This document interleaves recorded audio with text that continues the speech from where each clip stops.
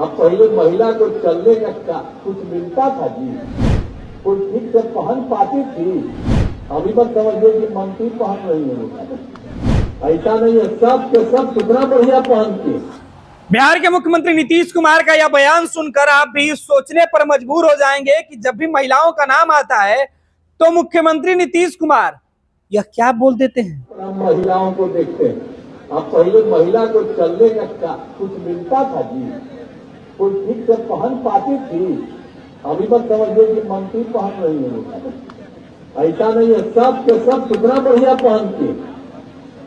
अब क्या हालत है इसको भूलिए मत। लेकिन तब हम लोग तो काम किए हैं, अब पहले काम नहीं हुआ है उसको भूलिएगा मत। नहीं तो एक बार अगर उसको भूलिएगा फिर इस तरह के लोगों को मौका मिलेगा तो खाली कमाते रहेगा और कोई काम नहीं होगा। इसलिए लोग चाहते हैं इस काम को करिए। और मुस्लिम लोगों के लिए भी कितना काम हम लोगों ने करवाया। सारा काम हम लोगों ने मुस्लिम समुदाय के लिए कराया। हमने बता दिया था कब्रिस्तान की घेराबंदी वाला काम कराए, तो ये सब काम हम लोगों ने करवाया है। और मुस्लिम महिलाओं को आत्मनिर्भर बनाने के लिए सब तरह से जो महिलाओं को लोग छोड़ देते हैं तो उसको आप। मुख्यमंत्री जी आप क्या बोलते हैं। महिलाओं को लेकर जो बातें आप कह रहे हैं वो आजादी के पहले भी इस तरीके की तस्वीरें नहीं हुआ करती थी। जो बातें आप कह रहे हैं कि 2005 के पहले महिलाओं का उत्थान के लिए आपने क्या कुछ किया है। मुख्यमंत्री जी आपको इस बात का लिहाज होना चाहिए। जिस महिला को देखकर आप बातें कर रहे थे वो आपकी कैबिनेट की मंत्री थी और आप तो यह कह रहे थे कि मंत्री तक को कपड़ा पहनने का सुरूर नहीं होता था, ना मिलता था। मतलब क्या है। मुख्यमंत्री जी हम आप पर सवाल नहीं उठा रहे हैं बल्कि हम आधी आबादी के अस्तित्व को जो आप बचाने की बातें कर रहे हैं, उनको ढकने की बातें कर रहे हैं, उनके पहनावे की बातें कर रहे हैं, हम ये सवाल आप ही पर छोड़ जाते हैं कि क्या मंच पर एक महिला मंत्री को बिठाकर नीचे सैकड़ों की संख्या में आप ही ने कहा कि महिलाएं सुन रही हैं, आप उनके कपड़ों को इतनी बारीकी से देख रहे हैं। 2005 के पहले अगर कोई महिला कपड़े नहीं पहनती थी, इसका प्रमाण 2005 के बाद यह है कि आपकी मंत्री कपड़ा पहनती हैं, इसलिए बाकी लोग भी कपड़ा पहनने लगा। यह सवाल समझ में नहीं आ रहा है। कपड़ा पहनने से किसी मंत्री के बातों से किसी मंत्री को जोड़ने का मकसद क्या था। यह बिहार सरकार के मंत्री लेसी सिंह थी जिनको आप मंच पर बोल रहे थे, जिनकी तरफ देख के आप बातें कर रहे थे। मंत्री जी ये सुनकर आपका विरोध नहीं की, लेकिन आपकी बातें सुनकर वो झेप गई, बोल नहीं पाई। बिल्कुल ठीक उसी तरीके से जैसे बिहार विधानसभा में आप महिलाओं को, पुरुषों को सेक्स एजुकेशन की बातें कर रहे थे, जब ज्ञान की बातें बता रहे थे। दुर्भाग्य से यही मंत्री उस वक्त भी सदन में पिछली कुर्सी पर बैठी हुई थी, उस बेंच पर बैठी हुई थी और उस वक्त भी ये आपकी बातें नहीं सुनी थी, बस सर झुका ली थी। और आज भी आपकी बातें सुनकर सर झुका ली। मुख्यमंत्री जी महिलाओं के उत्थान के लिए आपने बहुत अच्छा काम किया, इसका प्रचार प्रसार होना चाहिए, लेकिन प्रचार प्रसार के मामले में आपके शब्दों के चुनाव और चयन करने का एक दायरा भी होना चाहिए। आप जिस तरीके से महिलाओं के पहनावे की बात करते हैं और विरोधियों के ऊपर सवाल उठाते हुए आप महिलाओं के अस्तित्व पर सवाल उठा देते हैं। 2005 के पहले महिलाएं क्या नहीं पहनती थी, क्या पहनती थी, आज कई ऐसे लोग हैं, नौजवान हैं, जो नए वोटर हैं, वो नहीं देखे होंगे। और शायद 2005 के पहले भी ऐसा कम ही होता होगा कि जहां महिलाएं कपड़े नहीं पहनती होंगी, नहीं पहनती होंगी, उस विवाद में हमको नहीं जाना है। आपने अच्छा काम किया, आप सूबे के मुख्यमंत्री थे, आपको जिम्मेवारी मिली थी। लोगों ने जो कपड़े नहीं देते थे उनसे नाराजगी में उनको सत्ता से बेदखल किया था, उनको सजा दी थी, लेकिन आप कपड़ा पहनाकर रोज रोज इन मंत्री महोदया जैसे नेताओं को रोज जो जलील करते हैं मुख्यमंत्री जी, ये जवाब कौन देगा। जिन महिलाओं के उत्थान की बात आप करते हैं, जिन महिलाओं के भविष्य बेहतर बनाने की बातें करते हैं, जिन छात्राओं के, जिन लड़कियों के भविष्य की सपना देखने की बातें आप करते हैं, जब भी महिलाओं के उत्थान की बातें होती है फिर आप कहां चले जाते हैं? मुख्यमंत्री जी, आप ही से सवाल है। जनता दल यूनाइटेड के चुनाव प्रचार कैंपेन के सबसे प्रमुख चेहरा ये आपसे जिम्मेवारी है। इलेक्शन कमीशन के जो अधिकारी होते हैं वो आपके बयानों को भी काफी गंभीरता से लेते हैं और देश के लोग भी लेते हैं, लेकिन आपके बयान जब भी महिलाओं को लेकर सामने आते हैं, जब भी उनके उत्थान की बातें सामने आती है, तो कुछ ऐसी बातें आप बोल जाते हैं जो बाद में किसी महिला के महिला होने पर, महिला होने के एहसास के साथ यह बताता है कि वो आज के समय में आपके इर्द गिर्द रहकर किस तरीके से असहज महसूस करती हैं, असुरक्षित महसूस करने लगती हैं।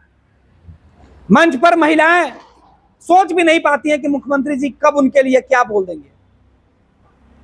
यह वीडियो हम बार बार आपको दिखा रहे हैं, ये वीडियो क्लिप हम आपको सुना रहे हैं कि महिलाओं को लेकर क्या कुछ मुख्यमंत्री जी कह रहे थे। यहाँ पर हम महिलाओं को देखते हैं, अब पहले महिला को चलने का कुछ मिलता था जी, कुछ ठीक से पहन पाती थी, अभी मत समझिए कि मंत्री पहन रही है, ऐसा नहीं है, सब के सब कितना बढ़िया पहनती। अब क्या हालत है इसको भूलिए मत, लेकिन तब हम लोग तो काम किए हैं, अब पहले काम नहीं हुआ है उसको भूलिएगा मत, नहीं तो एक बार अगर उसको भूलिएगा फिर इस तरह के लोगों को मौका मिलेगा तो खाली कमाते रहेगा और कोई काम नहीं होगा। इसलिए लोग चाहते हैं इस काम को करिए। और मुस्लिम लोगों के लिए भी कितना काम हम लोगों ने करवाया, सारा काम हम लोगों ने मुस्लिम समुदाय के लिए कराया। हमने बता दिया था कब्रिस्तान की घेराबंदी वाला काम कराए, तो ये सब काम हम लोगों ने करवाया है। और मुस्लिम महिलाओं को आत्मनिर्भर बनाने के लिए सब तरह से जो महिलाओं को लोग छोड़ देते हैं तो उसको आत्मनिर्भर। ये बयान आप फिर सुनिए और सोचिए मुख्यमंत्री जी कि क्या सच में महिलाओं के लिए ऐसी बातें कहना आपको सही लगता है? हम महिलाओं को देखते हैं, अब पहले महिला को चलने का कुछ मिलता था जी, कुछ ठीक से पहन पाती थी, अभी मत समझिए कि मंत्री पहन रही है, ऐसा नहीं है, सब के सब कितना बढ़िया पहनती।